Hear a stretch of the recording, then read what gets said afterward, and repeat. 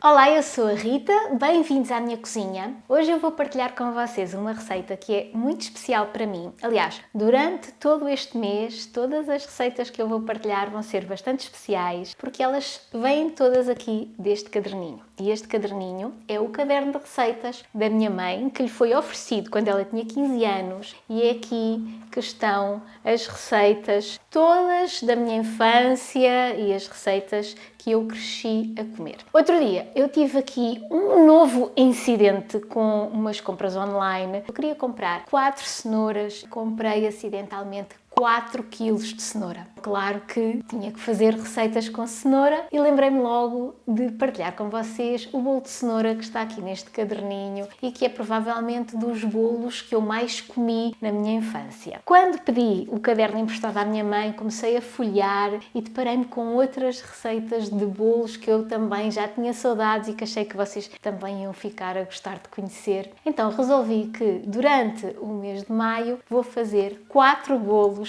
aqui das receitas da minha mãe. Acho que é bastante apropriado porque não só maio é o mês da mãe, mas também em maio se celebra mais um aniversário aqui do canal. Então nada melhor do que termos bolos para celebrar isso também. Vamos então começar pelo bolo de cenoura, que foi que deu origem a esta ideia. E este caderno já está aqui cheio de folhas soltas, mas aqui a página do bolo de cenoura está bastante sujinha, portanto é das que foi mais usada e este bolo tem uma história engraçada, tem uma particularidade. É uma receita bastante simples e provavelmente muito parecida com a vossa receita de bolo de cenoura. Qual é que é aqui a particularidade dela? É que a minha mãe percebeu mal a receita e, portanto, durante toda a minha infância, esta receita foi feita de uma maneira que não era suposto, mas isso não a fez ficar pior. Na verdade, eu acho que este bolo feito desta maneira até fica melhor. Hoje em dia não o faço tantas vezes desta maneira por pura preguiça, mas eu acho que vale a pena, acho que esta é uma ótima desculpa para voltar a fazer assim. Eu vou-vos ler então toda a receita, que é uma frase e que diz assim: passa-se a cenoura pela picadora, mistura-se tudo e por fim as claras em castelo.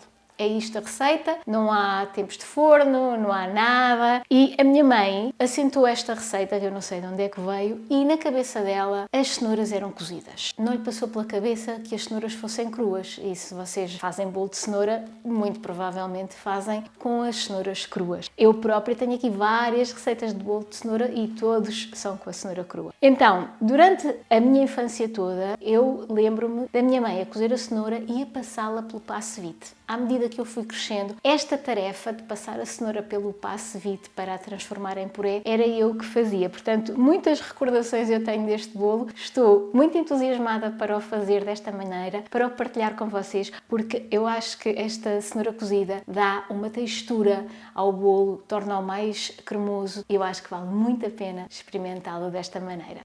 Esta é uma receita que aqui neste caderninho está em chávenas. Eu vou dar-vos a receita em chávenas, mas vou também converter isto para gramas, que é mais fácil. E as quantidades são 4 cenouras médias, 2 chávenas de farinha, 2 chávenas de açúcar e aqui a minha mãe usou sempre uma chávena e meia e é essa a quantidade que eu vou usar.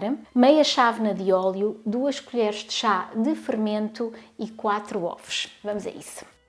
O primeiro passo vai ser descascar as cenouras, cortá-las em pedacinhos e cozê-las até que elas fiquem bem molinhas. A receita pede 4 cenouras médias, isso é mais ou menos entre 320 a 350 gramas de cenoura com a casca. Já tenho aqui as cenouras cozidas, estavam aqui a escorrer. Eu aqui não tenho passe-vite, portanto vou fazer puré com uma destas coisas que servem para fazer puré de batata e vai servir também para fazer puré de cenoura.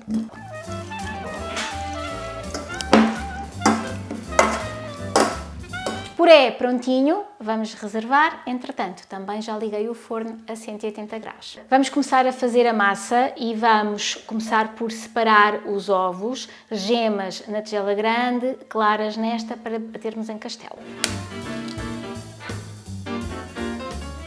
As claras vamos guardar agora por um momento. E aqui na tigela onde estão as gemas vamos juntar o açúcar e o óleo. Batemos bem, eu vou usar uma vara de arames, mas pode ser uma batedeira ou até uma colher de pau.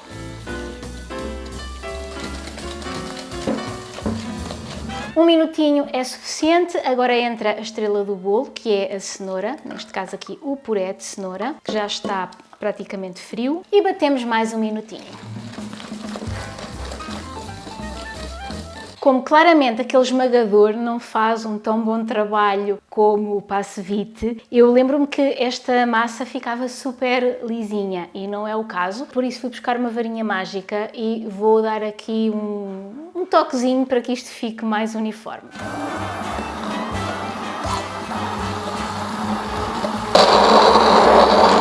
Agora já é a massa que eu me lembro. Estava aqui a pensar que, não tendo Passevite, se calhar o mais lógico é fazer isto logo de princípio com as gemas, o açúcar, o óleo e as cenouras cozidas e triturar tudo de uma vez. Mas pronto, este passo já está, a massinha está linda. Vamos agora juntar a farinha e o fermento. O fermento são 2 colheres de chá e no caderninho da minha mãe diz especificamente 2 colheres de chá de pó royal.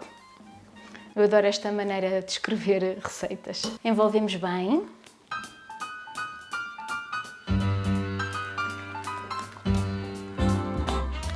Olha só esta cor linda.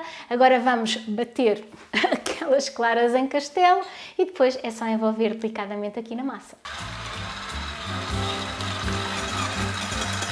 Já sabem, primeiro uma parte das claras que vai ajudar aqui a equilibrar as texturas. E depois as restantes.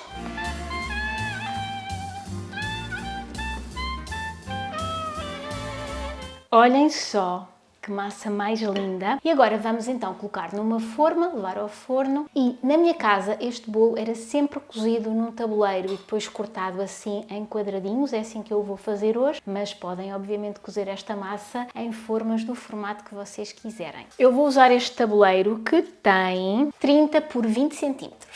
E ainda ontem, quando estava a contar à minha mãe que ia gravar esta receita, ela me disse: põe papel por baixo do tabuleiro que esse bolo é chato para desenformar. Portanto, eu vou seguir esse conselho e aconselho-vos a seguir também.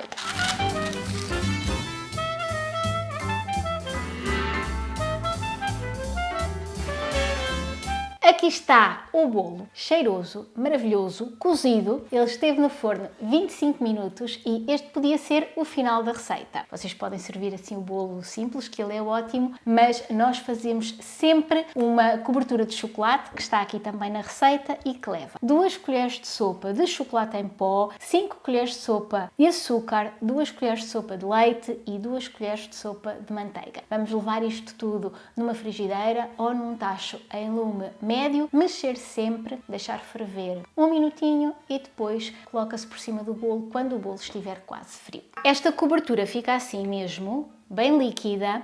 Ela depois de arrefecer vai espessar e vai ficar sequinha por cima do bolo. Agora vou deixar então que o bolo fique praticamente frio, ele ainda está morninho, e vou deixar aqui também a cobertura, que assim também vai arrefecendo e vai espessando ligeiramente, para depois, quando eu puser por cima do bolo, ela não escorrer. O meu bolinho já está praticamente frio, vou transferi-lo com cuidado aqui para um prato, uma travessa, e vou então barrar com esta cobertura que neste ponto já está assim.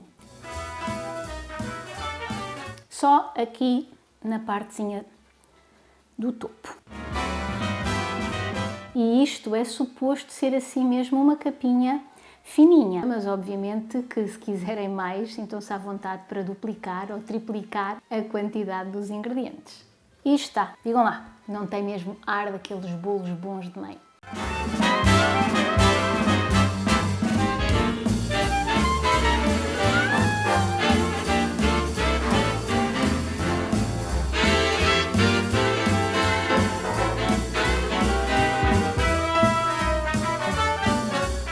Ele é tão bom como eu me lembrava dele. A textura da massa é muito fofinha e esta cobertura, que agora já está sequinha, apesar de subtil, dá imensa graça ao bolo. Se vocês não têm aí uma boa receita de bolo de cenoura básico e quiserem ficar com esta para vocês, eu acho que é uma boa opção. Até à próxima semana. Tchau, tchau!